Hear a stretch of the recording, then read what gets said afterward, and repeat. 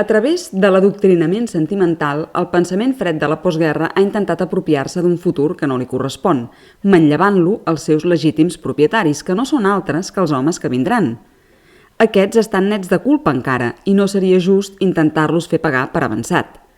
L'arma fratricida que s'ha utilitzat és un artilugi aparentment innocent i blanc, la memòria.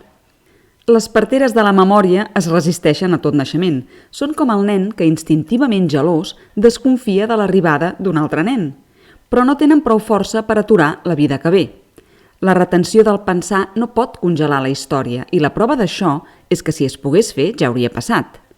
El temps es mou endavant i els homes amb ell, i qui es gira per mirar enrere queda convertit en estàtua de sal. El nostàlgic escriu sobre l'arena. Una nova ona esborrarà nítidament el seu text. La paràlisi mental a la qual ens havien condemnat els horrors de la guerra ha caducat.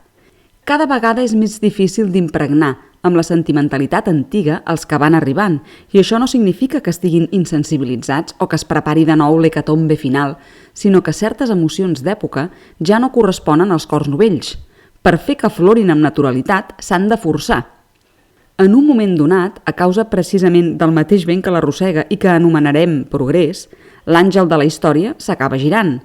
El seu camí i la seva mirada tornen a coincidir i aparta els ulls, ara sí, definitivament, de les runes i de les cendres a través de l'oblit. Un enllaç sentimental ha estat destruït. Que la memòria hagi estat un dels ítems principals dels últims anys en la reflexió històrica indica el moment terminal en què es troba. La seva tematització ens ve a dir que ha passat de ser un element constitutiu a esdevenir un problema. La memòria, un dels grans centres d'operacions de la postguerra, ha de començar a justificar la seva posició i això implica que es troba ja en franca debilitat. No és amnèsia obligatòria ni una nova incapacitat per recordar, és l'àngel de la història que gira la cara. Ell era el marmessor ideal del passat. A través de la memòria podia mantenir en vida tot allò que havia quedat atrapat entre les runes de la història. Quan l'àngel les perd de vista i comença a mirar cap endavant, la memòria queda buidada de funció i utilitat.